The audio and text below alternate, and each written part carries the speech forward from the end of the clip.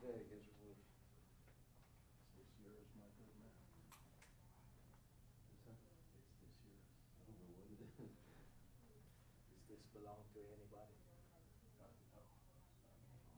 I didn't want to disregard it. Just in case if it belongs to somebody.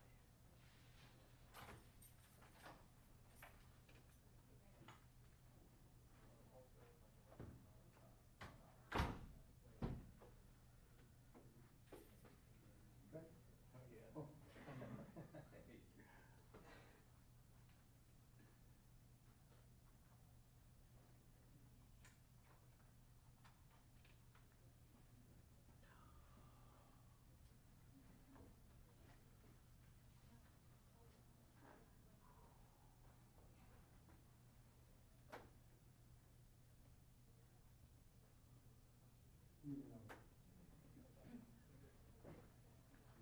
Sí, ya están graban.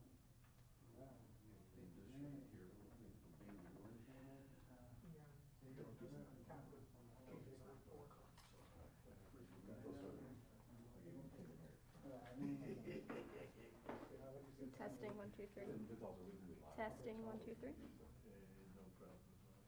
I'm just going to snap a little bit. Has arrest documents been put out on them yet? We had that, you know, get over to you.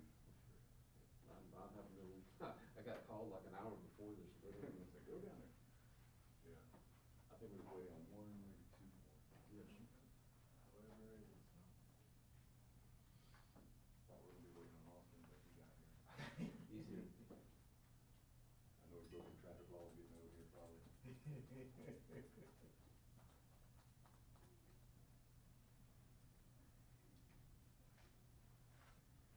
Orlando, yeah.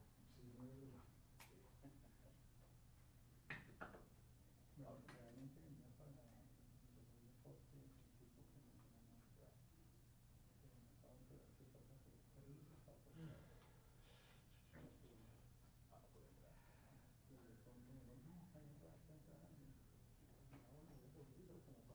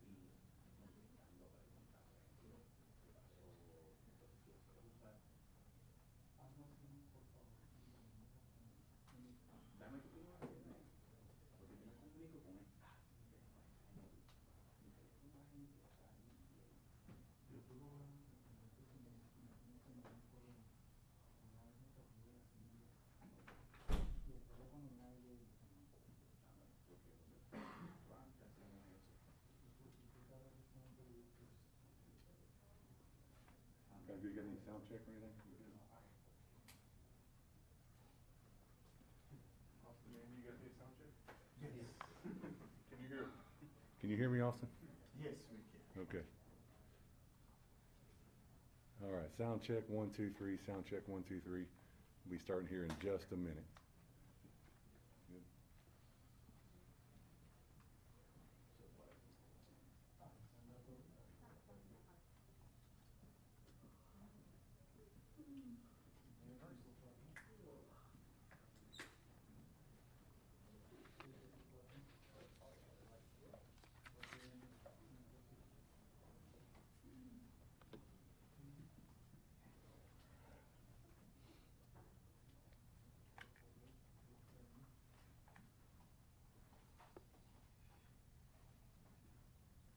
Got everyone? All right, well, good morning. I appreciate everyone coming out this morning. I think I know many of you had to get through traffic to get here, and so we appreciate you coming out. Wanted to answer any questions you may have at the end of this. I know a lot of you have shown an interest in this over the last month, and we kind of want to bring you all here together and answer those questions and give you the information all at once, so appreciate you coming out. You know, we're always glad when we see justice catch up to criminals, you know, but it doesn't lessen the pain for the family and the loved ones of the victim. But our victim here in this case is just a toddler, a 15-month-old named Daltin Miller. You know, he's at an age where a child begins to discover the world. They're learning, they're developing. Most toddlers this age enjoy having a story read to them, playing with toys, maybe even petting a puppy. But Daltin, however, came into this world, into a darker world. His environment was a dark world of illicit drug use. In fact, he was born with drugs already in his system and a strike against him. And because of that, his parents lost custody of him, and his parents, at least temporarily, and his parents are 48-year-old Daniel Brady Miller and 37-year-old Kelly Nicole Starling. They are charged last night with homicide, aggravated child manslaughter, and they're being held in the Marion County Sheriff's Office jail with no bond right now. Back on March 1st, our detectives received a call about an unresponsive child. And as Detective Miller began his investigation, he learned that Daltin had been removed from his parents' custody and at birth because of the drugs in the house, the drugs in Daltin's system. And he also learned that on February 9th, Daltin was given back to his father, Daniel Miller, as granted custody, and with the caveat that Kelly was not allowed to be back at the home because she was still heavily involved in drugs. However, on February 27th, it was later learned that she did, in fact, return to the home with Dylan and his father, Daniel. And while the detectives were processing, and our forensics specialists processing that scene, they found nearby in the bedroom where the child was found dead, illicit drugs, fentanyl, and drug paraphernalia. It was in an area where it was within easy reach of a curious toddler. And the medical examiner in the following weeks found in this child's system methamphetamine, fentanyl, and something called xylazine. This is a horse tranquilizer that they will mix into the drugs. That was all in the victim's blood and liver, indicating that the child had eaten these drugs and had deceased from that.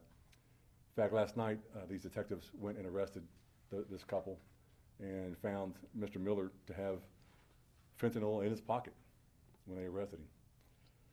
Now, just weeks ago, you heard Sheriff Woods and Attorney General Ashley Moody up here speaking about this very thing, the dangers of these drugs, and also that we will 100% go after those that are responsible for dealing, and in this case, killing people with this fentanyl and illicit drugs.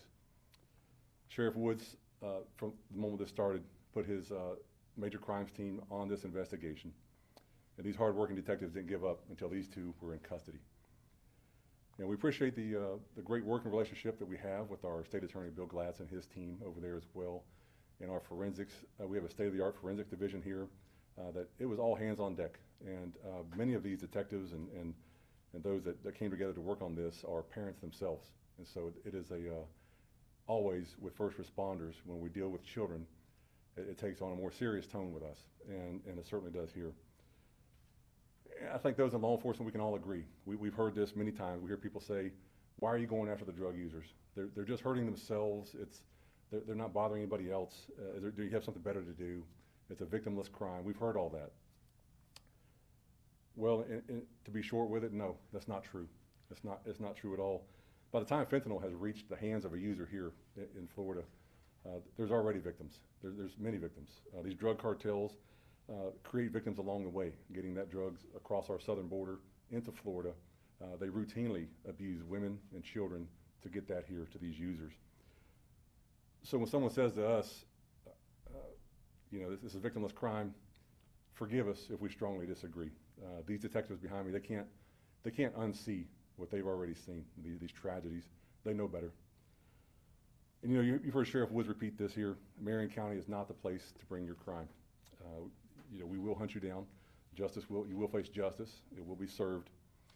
Don't mistake us for some other soft on crime state. This is not the place. In fact, our crime rate here at the Marion County Sheriff's Office has decreased 11% in the last 7 years under Sheriff Woods.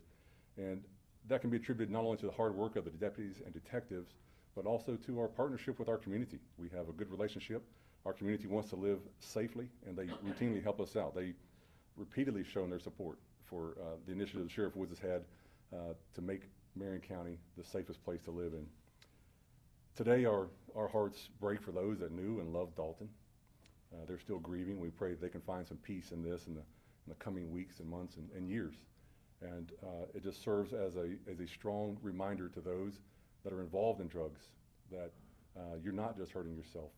There are victims to this. It's illegal for a reason.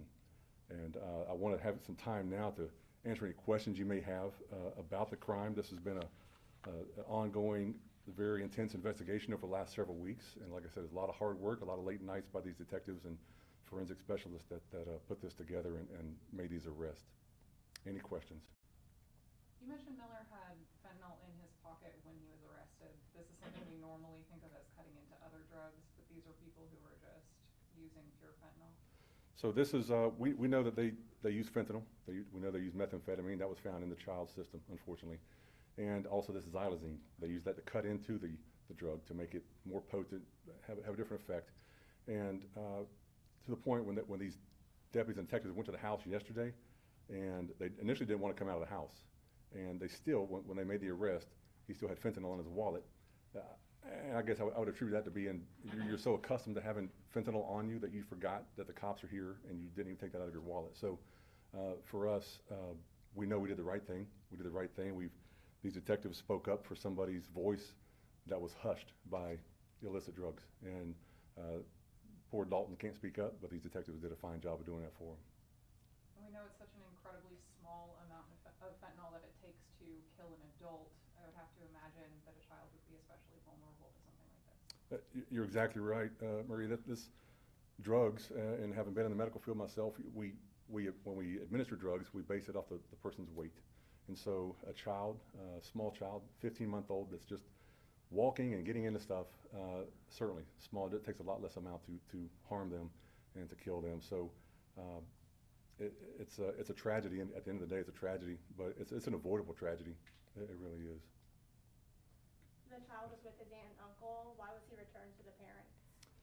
So in the investigation, yeah, the child was, as I said initially, taken from the parents at birth because of the drugs in his system. From that point, the state DCF chose where to put the child and how to place the child in the child's best interest.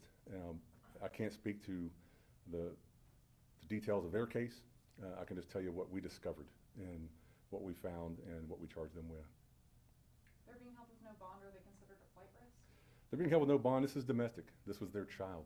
And so any domestic abuse, whether it's a misdemeanor domestic battery or whether it's something extreme as this, a homicide, it's domestic. There's still no bond. We don't want them out, frankly. We don't want them out. They have no reason to be out. They're carrying around fentanyl, not even worried about killing their own child. So we don't want them on our streets.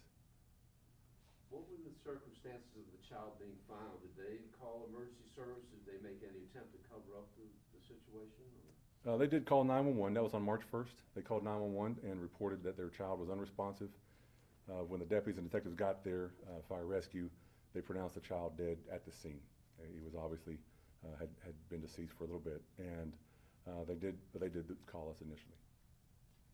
Were they ever married, or how long they were together? How long they were together, I don't know, but they are the mother and the father, the biological mother and father of the child, and they were living together as a family when we found them. All right, again, I just want to thank you for coming out, and we will have, if you have any more questions, we'll be glad to answer those. And I just, again, want to stress the importance of this case for those that are involved in this lifestyle. You know someone that's in this lifestyle, be a friend, get them out of that lifestyle.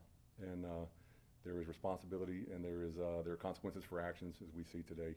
And we appreciate the work of our major crimes detectives and our forensics folks putting this case together quickly and bringing justice to them. Thank you.